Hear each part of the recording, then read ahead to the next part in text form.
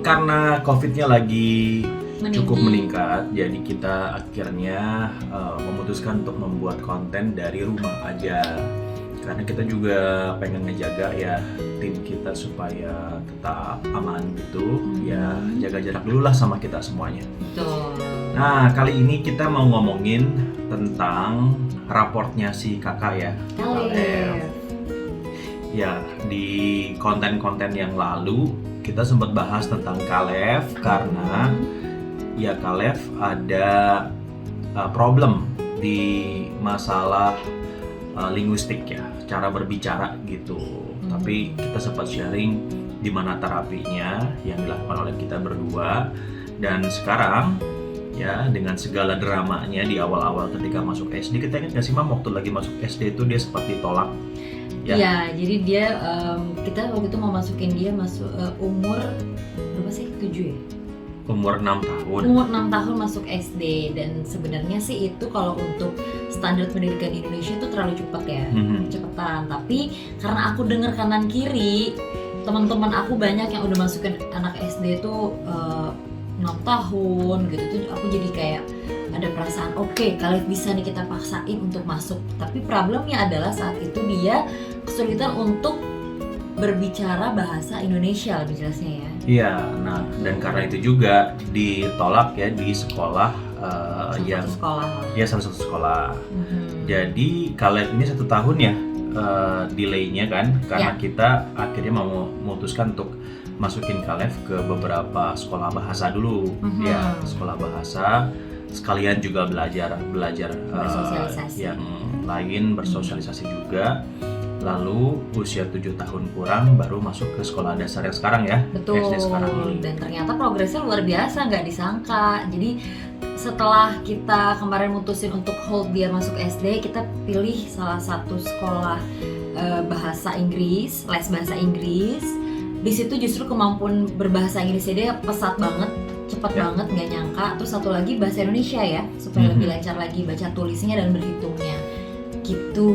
Nah, di sekolah yang sekarang ini ada 2 kurikulum. Yang pertama kurikulum Indonesia dan juga kurikulum Cambridge. Nah, di awal-awal kita lumayan agak tegang ya, ini Kalef bisa ngikutin atau enggak. Kemudian juga ditambah dengan kita masuk ke masa pandemi, jadi sekolahnya semua proses dilakukan secara online, secara virtual.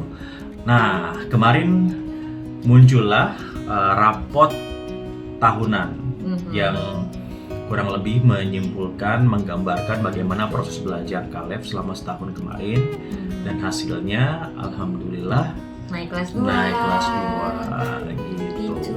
Kita sih seneng banget ya dengan Kalef naik kelas 2. Artinya berbekal rasa percaya diri dari kita berdua ya, bahwa bisa kok Kalef gitu. Kemarin itu ya di TK-nya ya, di taman kanak-kanaknya, di preschoolnya aja salah didik sehingga perkembangannya nggak pesat gitu.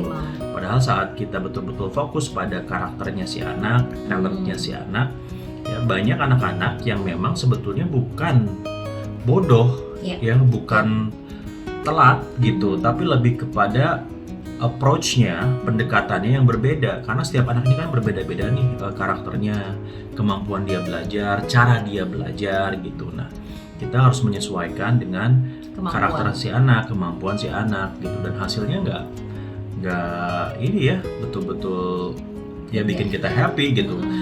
Anyway, saat lagi ujian online ini, saya minta sama Zizi yang mendampingi adalah jangan bantuin sama sekali. Jadi nggak apa-apa Kalef nilainya kurang optimal, kurang maksimal, ada salah juga nggak apa-apa. Yang penting ini harus hasil dia sendiri. Jadi saat lagi ujian itu ya ibunya yang memang gatal pengen bantuin, saya larang untuk nggak boleh bantuin, biarkan anaknya menyelesaikan masalah sendiri, karena ini kan bagian dari proses belajar hidup ya, problem solving gitu. Dia jadi bisa menyelesaikan masalah sendiri, dia bisa belajar pada tekanan atau pressure gitu ya. Kita sih bangga ya, dikasih lihat deh. Iya dong, gini.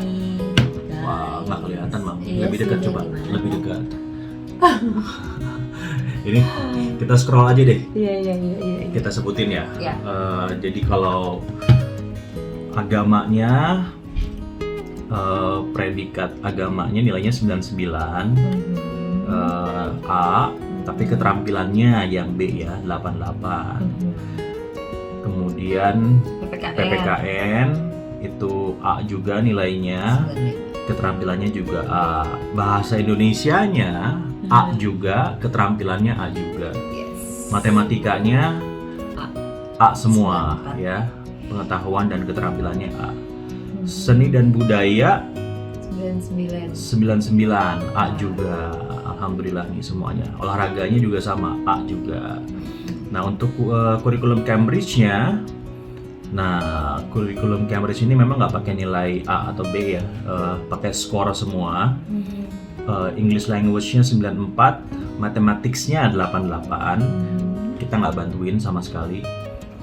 Science-nya 94, pendidikan lingkungan dan budaya Jakartanya 97, Chinese language-nya 92, 91 ya, 91,44, komputernya 91.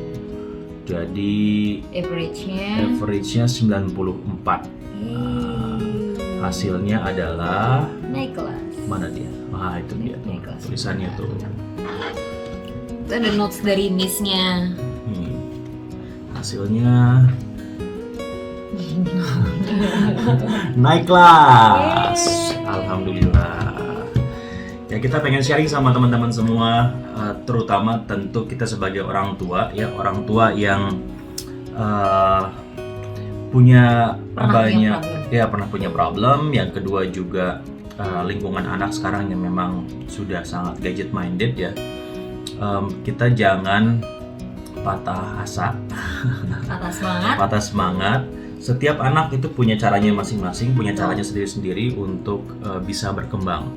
Yang perlu kita lakukan sebagai orang tua adalah mencari tahu bagaimana potensi dan cara anak ini untuk berkembang. Pasti bisa.